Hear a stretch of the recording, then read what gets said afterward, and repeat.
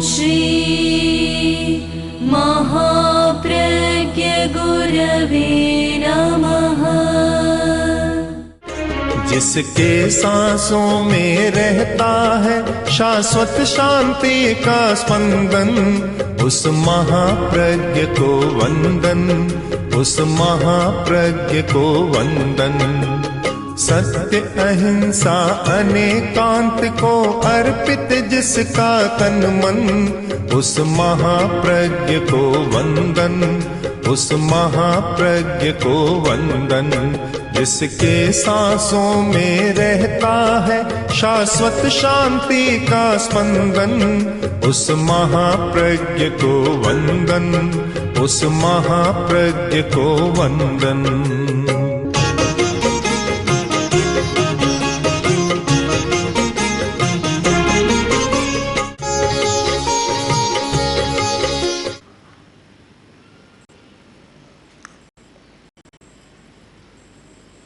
विश्व में जितने पदार्थ हैं उनके दो रूप हैं, एक व्यक्त और एक अव्यक्त। व्यक्त है वह सामने है, अव्यक्त है वह छिपा हुआ है। विकल्प की भाषा में एक दृश्य और एक अदृश्य, एक हमें दिखाई दे रहा है और एक दिखाई नहीं दे रहा है।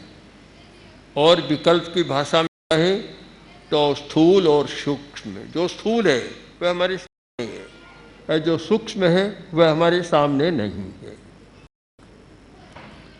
जो व्यक्ति, जो समाज, जो संस्था कोई भी हो, विकास, उन्नति, प्रगति करना चाहता है, उसे दोनों पर ध्यान देना चाहिए। स्थूल तो सामने है पर सूक्ष्म पर भी ध्यान देना चाहिए। जो दृश्य है दिखाई दे रहा है, सामने है, पर जो दिखाई नहीं दे रहा है उस पर भी हमारा ध्यान जाना चाहिए। जो स्थूल है हमारे सामने है पर सूक्ष्म पर भी ध्यान जाना चाहिए। एक वैज्ञानिक सूक्ष्म की खोज करता है तो विकास की यात्रा को और आगे बढ़ा देता है। एक धार्मिक सूक्ष्म की खोज करता है तो कुछ पा लेता है। स्थूल बात पर अटकने का स्थूल को ही पा सकता है, बहुत गंभीर बात को वह नहीं पा सकता। तो हमारे जीवन के दो पक्ष बन गए। हम धर्म के संदर्भ में कहें, एक हमारा धार्मिक पक्ष और दूसरा सामाजिक पक्ष। साधु का धार्मिक पक्ष प्रबल होता है, सामाजिक पक्ष का स्पर्श नहीं होता, ऐसा तो नहीं मानना चाहिए।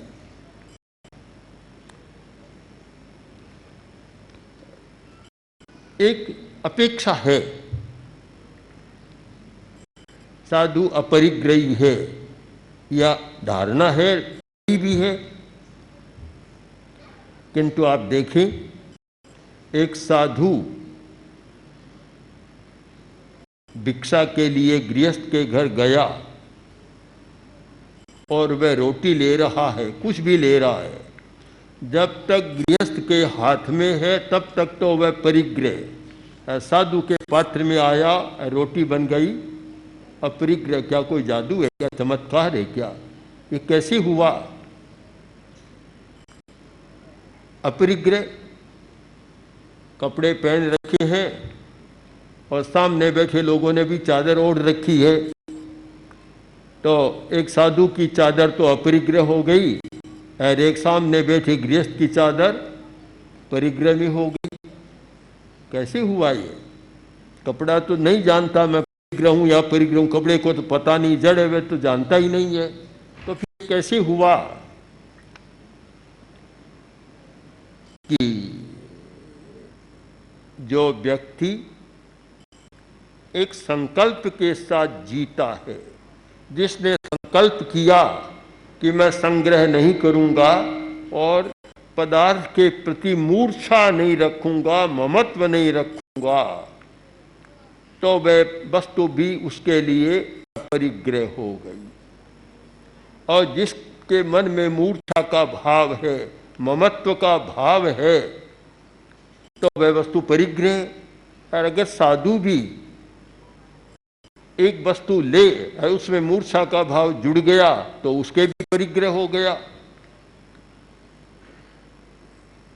तो हम एक संकल्प की बात करें कि हमारा संकल्प क्या है। संकल्प के आधार पर वस्तु का रूप बदलता है। पहले संकल्प पर हमें सोचना चाहिए कि हमारा संकल्प कैसा है। संकल्प की पहचान करें। जब कोई अपना संकल्प नहीं होता तो बात आगे से आगे सरक जाती है। अपना है नहीं तो बात आगे सरक जाती है। एक गरीब आदमी और एक समझदार आदमी के पास गया, जाकर बोला बड़ा दुखी हूँ, रहने को मकान नहीं है। जब घर नहीं होता तो आदमी बहुत दुखी रहता है। रोटी के बिना भी दुखी रहता है, पानी के बिना भी दुखी रहता है और मकान के बिना भी दुखी रहता है।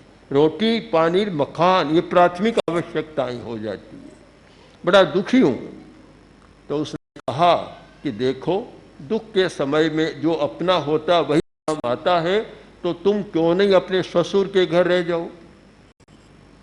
सुझाव दिया। तब वे 2 क्षण तो मौन रहा और बोला, महाशय समस्या तो यह है कि मेरा ससुर भी तो अपने ससुर के घर में रह रहा है, मैं कहाँ रहूँगा। जिसका कोई संकल्प नहीं होता उसके लिए कोई आधार नहीं बनता कि वह कहाँ रहे, कोई आधार नहीं है। हमारी सारी क्रियाएं एक संकल्प के आधार पर चलती है कि हमारा संकल्प क्या है। उसके आधार पर तो एक आधार बन जाता है और व्यक्ति वहाँ टिकता है। तो जीवन के 2 बड़े संकल्प हैं।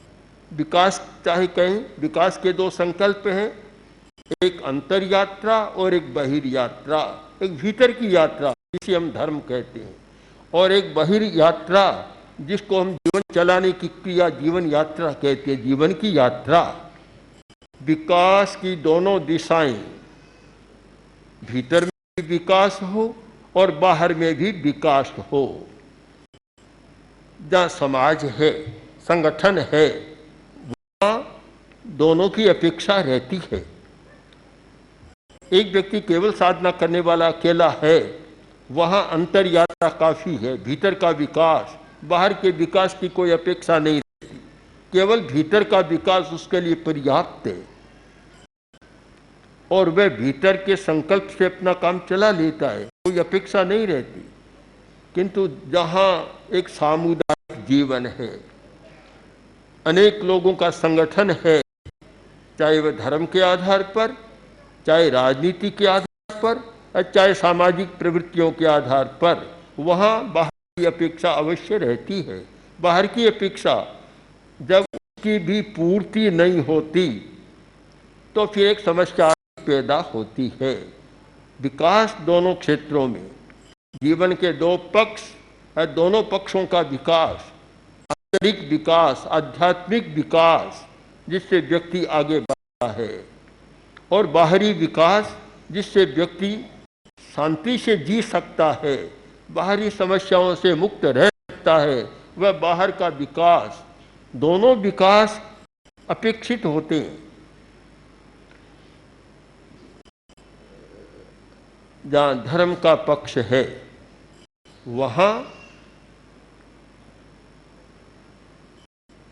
तपस्या का विकास। तपस्या को भी ठीक समझने का प्रयत्न करें कि उपवास करना ही तपस्या नहीं है। उपवास तो एक रास्ता है, प्रवेश द्वार है। एक व्यक्ति उपवास करता है, इसका मतलब कि वह तप के क्षेत्र में प्रवेश कर रहा है, दरवाजे में घुस रहा है, किंतु वह भीतर बैठने का कमरा नहीं है। उपवास भीतर आराम करने की शैया नहीं है। उपवास वह है आगे से तत्वज्ञान की भाषा में अंतरंग तप कहा जाता है। उपवास बहिरंग तप है और स्वाध्याय ध्यान ये अंतरंग तप है, जहाँ आदमी बैठकर शांति से रह सकता है। तपस्या बहुत जरूरी है, कष्ट सहन करना भी बहुत जरूरी है। आराम किसी भी राष्ट्र को प्रगति के पथ पर नहीं ले जा सकता। कल रात एक भाई बता रहा था कि चीनी कंपनी की बात, जापानी कंपनी की बात, कि वहां इतना कठोर श्रम कराया जाता है, आराम की बात नहीं होती। और जहां कठोर श्रम की अवधारणा स्पष्ट नहीं है, जिस राष्ट्र के नागरिकों में आराम की बात ज्यादा हो, आराम करना, सुख से रहना, वे कोई बहुत बड़ी प्रगति नहीं कर सकते। हम व्यवहार के क्षेत्र में देखते हैं, 2-3 राष्ट्रों को सामने रखते हैं तो अंतर दिखाई देगा कि एक राष्ट्र ने कितना विकास कर लिया, दूसरा नीचे पीछे रह गया। कारण कि वह श्रम निष्ठा नहीं, कष्ट सहने की मनोवृत्ति नहीं है। जब तक कष्ट सहन करने की क्षमता नहीं होती, कठोर जीवन जीने की मनोवृत्ति नहीं होती, तो विकास बहुत ज्यादा नहीं हो सकता। तो बाहर का विकास भी नहीं होता तपस्या के बिना, तो भीतर का कैसे हो सकता है? काफी जरूरी है। तो इस निष्कर्ष पर तो हम पहुंच जाते हैं कि जीवन के 2 पक्ष, दोनों पक्षों का संतुलित विकास जरूरी है। और गृहस्थ के संदर्भ में तो बहुत ज्यादा जरूरी है कि एक गृहस्थ है, धार्मिक पक्ष तो उसका बहुत अच्छा है और व्यावहारिक पक्ष अच्छा नहीं है। गृहस्थ है, परिवार है और समाज घर के लिए कुछ भी नहीं करता, तो बस 24 घंटा मैं तो सामायिक में रहूंगा, धर्म ध्यान करूंगा। अगर ऐसा चिंतन है तो तुमने गृहस्थी बसाई क्यों? फिर तो अकेले रहते, साधु बन जाते या साधक बन जाते, घर को बसाते नहीं, तब तो ये बात ठीक है। किंतु व्यवहारिक पक्ष को बुलाना भी अच्छा नहीं होता। आगम का एक प्रसंग है कि सिंधु प्रदेश, सिंधु जो आज ये सिंध है, पाकिस्तान में जो सिंध है, और वह जैन धर्म का प्रमुख के केंद्र था। भगवान महावीर स्वयं वहां पधारे थे। वहां एक राजा था, शासक उद्रायण, और उद्रायण महावीर का भक्त श्रावक था, बहुत अच्छा श्रावक, बड़ा तत्वज्ञ श्रावक है। और उसके लिए भगवान ने उज्जैनी से यात्रा शुरू की और सिंध कराची वहां पधारी। तो वहां का राजा उद्रायण धार्मिक था, पर कभी कभी व्यवहार में भूल हो जाती है। अब उसने सोचा कि मुझे राज्य सौंपना है, राज्य, किंतु मैं अपने पुत्र को सौंपूंगा तो ये कहा जाता है राजेसरी नरकेसरी, राजा नरक में जाता है, और मैं नहीं चाहता कि मेरा पुत्र नरक में जाए, इसलिए मैं उस राज्य नहीं सौंपूंगा। और ये चिंतन कर राज्य अपने भांजे को सौंप दिया, केसी को राज्य सौंप दिया। अब उसकी दृष्टि से तो बहुत अच्छा किया, किंतु ध्यान दें कि धार्मिक आदमी भी जब कोई व्यवहार का उल्लंघन करता है तो शायद और नई समस्या पैदा कर देता है। उसने चिंतन तो धार्मिक दृष्टि से किया, पर व्यवहारिक दृष्टि को गौण कर दिया। जब व्यवहार को नहीं निभाया तो उसका परिणाम क्या हुआ कि उसके पुत्र के मन में, अबीची कुमार जो पुत्र था, उसके मन में इतनी ज्यादा प्रतिक्रियात्मक हिंसा बढ़ गई। उसने सोचा मेरा अधिकार, मेरा राज्य, और मुझे नहीं दिया, और पिताजी ने अपने भांजे को दे दिया, कितना बड़ा अनर्थ किया है। इतना बैर बंध गया।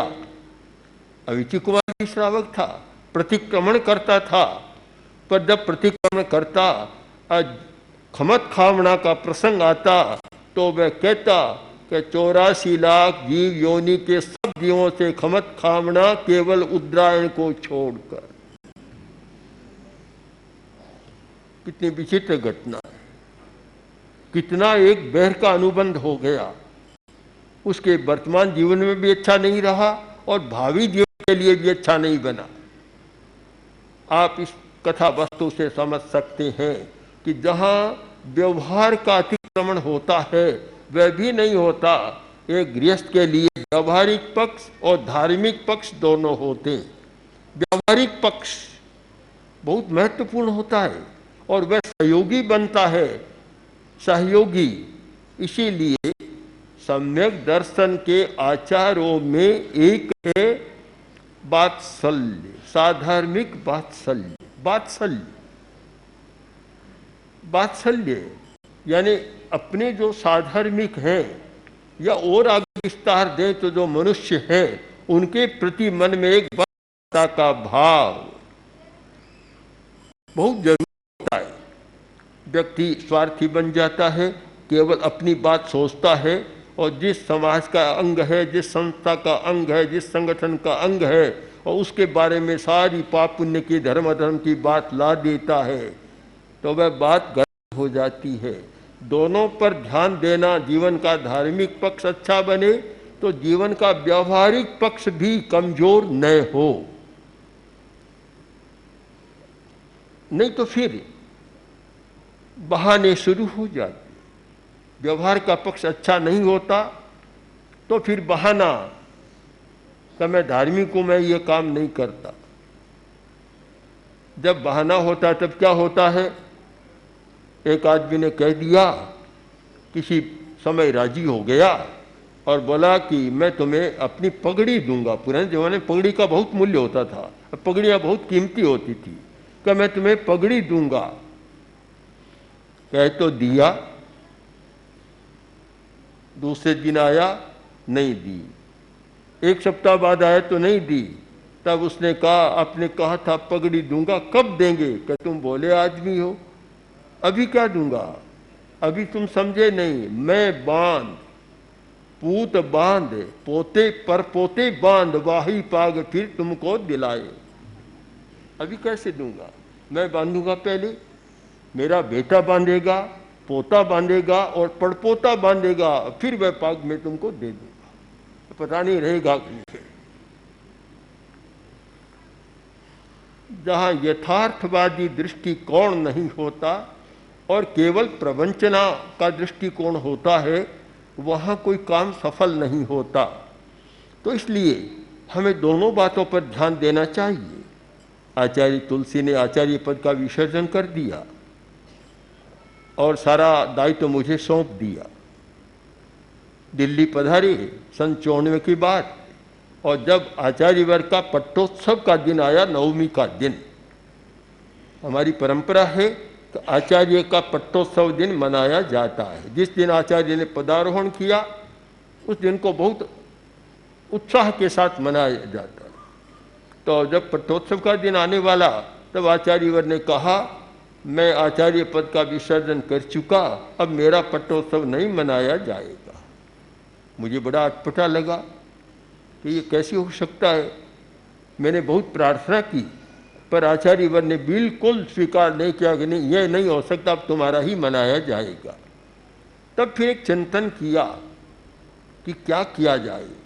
उस चिंतन में से एक नई कल्पना आई कि जो नवमी का दिन आचार्य तुलसी के पट्टोत्सव का दिन है उसको एक स्थायी रूप दे दिया जाए। अन्यथा तो वर्तमान आचार्य का पट्टोत्सव मनाया जाता है, जो स्वर्गवासी हो गई उनका नहीं मनाया जाता।